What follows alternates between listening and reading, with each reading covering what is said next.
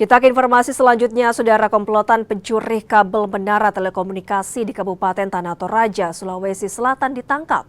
Satu pelaku dilumpuhkan dengan timah panas karena melawan saat akan ditangkap. 4 pelaku berinisial AN, NT, DP, dan AF ditangkap tim Satreskrim Polres Tanah Toraja, Sulawesi Selatan. Pelaku ditangkap usai mencuri kabel tower menara komunikasi di Batualu, Patengko, dan Leatung. Mereka ditangkap di wilayah Sangkala dan Makale. Satu pelaku dilumpuhkan dengan timah panas karena melawan petugas saat diminta menunjukkan lokasi barang bukti disimpan.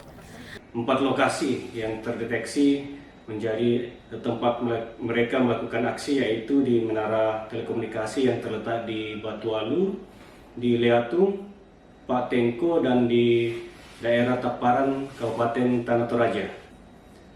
Pada saat dilakukan penangkapan, salah satu pelaku dengan inisial AG melakukan perlawanan terhadap personil yang melakukan tugas penangkapan, sehingga dengan terpaksa yang bersangkutan dilumpuhkan dengan tembakan pada bagian kaki sesuai dengan prosedur.